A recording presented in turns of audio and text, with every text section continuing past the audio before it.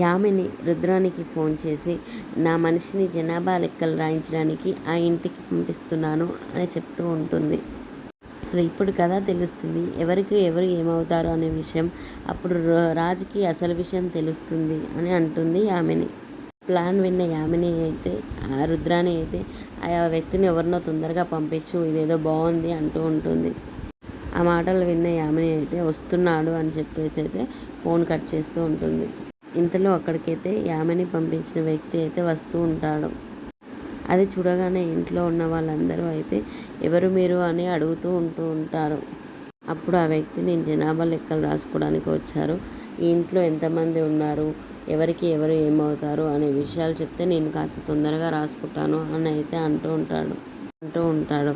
ఆ మాటలు వినగానే రుద్రాని అయితే ఎంతో ఆతృతగా ఎదురు చూస్తూ ఉంటుంది.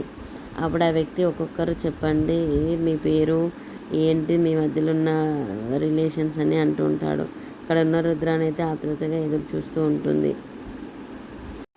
ఆ వ్యక్తి అయితే అన్నీ రాసుకుంటూ ఉంటాడు. ఇంతలో అక్కడికి వచ్చిన సుభాష్ ముందుగా మా నాన్నగారి పేరు రాసుకోండి, తర్వాత నా పేరు సుభాష్, మా భార్య పేరు రాసుకోండి అని చెప్తూ ఉంటాడు. ఇంతలోనే అక్కడికి ఇట్లా ఇంట్లో ఉన్న వాళ్ళందరూ ఒక్కొక్కరు చెప్తూ ఉంటారు వాళ్ళ పేరు, వాళ్ళ మధ్యలో ఉన్న రిలేషన్స్ అయితే. సరే అని ఇంట్లో ఉన్న వాళ్ళందరినీ ఒకసారి పిలిపించండి అంటాడు ఆ వచ్చిన వ్యక్తి. ఎందుకంటే అందరినీ ఒకసారి చూసి వెళ్తాను అనేసి. సరే అని అందరినీ పిలుస్తారు.